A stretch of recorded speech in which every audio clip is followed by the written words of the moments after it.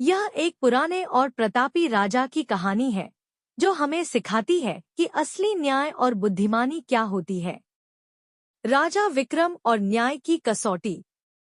बहुत समय पहले की बात है। भारत के एक समृद्ध राज्य में राजा विक्रम नाम के एक न्यायप्रिय राजा राज करते थे। उनके राज्य में प्रजा बहुत सुखी थी क्योंकि राजा हर किसी की समस्या को बहुत धैर्य और बुद्धिमानी से सुलझाते थे। एक अजीब मामला। एक दिन राजा के दरबार में दो महिलाएं, सुमति और विमला, एक छोटे से बच्चे को लेकर आईं। दोनों रो रही थी और दावा कर रही थी कि वह बच्चा उनका है। सुमति ने कहा, महाराज, यह मेरा पुत्र है। विमला इसे चुराने की कोशिश कर रही है। विमला ने कहा, नहीं महाराज, यह झूठ बोल रही है। यह बच्चा मेरा है, मैंने इसे जन्म दिया है। मामला उलझा हुआ था क्योंकि किसी के पास कोई ठोस सबूत नहीं था। दरबारी भी हैरान थे कि सच का पता कैसे लगाया जाए। राजा की तरकीब।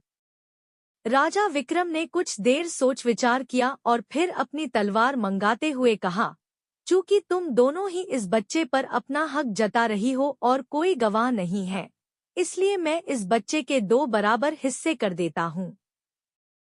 आधा हिस्सा सुमति को मिलेगा और आधा विमला को।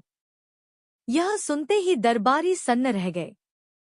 जैसे ही सैनिक तलवार लेकर आगे बढ़ा, विमला चुपचाप खड़ी रही और न्याय का इंतजार करने लगी। लेकिन सुमति जोर जोर से रोने लगी और राजा के पैरों में गिर गई। उसने चिल्लाकर कहा, महाराज, रुक जाइए, बच्चे को मत मारिए।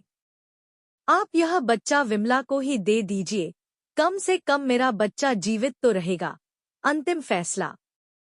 राजा विक्रम मुस्कुराए और उन्होंने तलवार वापस रखने का आदेश दिया।